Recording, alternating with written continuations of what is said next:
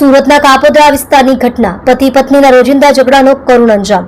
પતિ દ્વારા પત્નીને માથાના ભાગે ધોકા મારી હત્યા કરવાની કોશિશ કરી પતિએ પત્નીને લોહી લુહાણ કરી પોતે પોલીસ મથકમાં હાજર થયો। કાપોદ્રા પોલીસે મહિલાને લોહી લુહાણ હાલતમાં હોસ્પિટલ ખાતે ખસેડી। ઈજા પામનાર મહિલાની હાલત ગંભીર।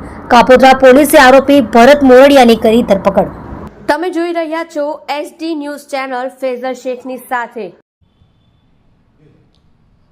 ગઈ તારીખ 10/9/2024ના રોજ કાપોદ્રા પોલીસ સ્ટેશન હદના શ્રીજીનગર વિભાગ 2 સોસાયટીમાં પતિએ પત્નીને કપડાં ધોવાના ધોકા વડે માથામાં ગંભીર ઈજાઓ પહોંચાડેલ હોય અને મરણતોલ ફટકા મારેલ હોય, જે અન્વયે આ કામના આરોપી ભરતભાઈ વલ્લભભાઈ મોરડિયા રહેવાસી શ્રીજીનગર વિભાગ 2 સાગર રોડ કાપોદ્રા સુરતનાઓ પોલીસ સ્ટેશન આવી પોતે જાહેરાત એવી કરેલ કે મારી પત્ની સાથે મારે અવારનવાર ઝઘડો થતો હોય અને એ મને માનસિક ત્રાસ આપતી હોય અને મારા બાળકોને પણ પરેશાન કરતી હોય।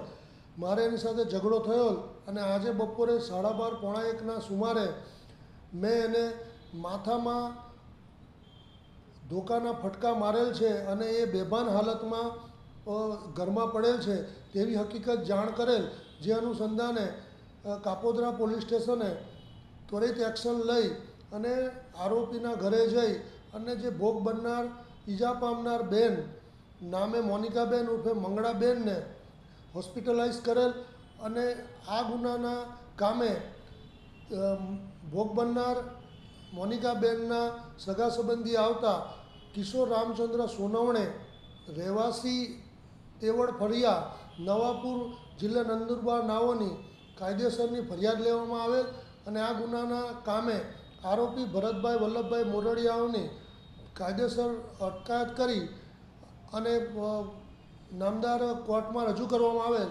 ઉપરોક્ત ગુનાની તપાસ પોઈંગ શ્રી MB અવસુરા કાપોદ્રા પોસ્ટેનાઓ હાલ કરી રહેલ છે।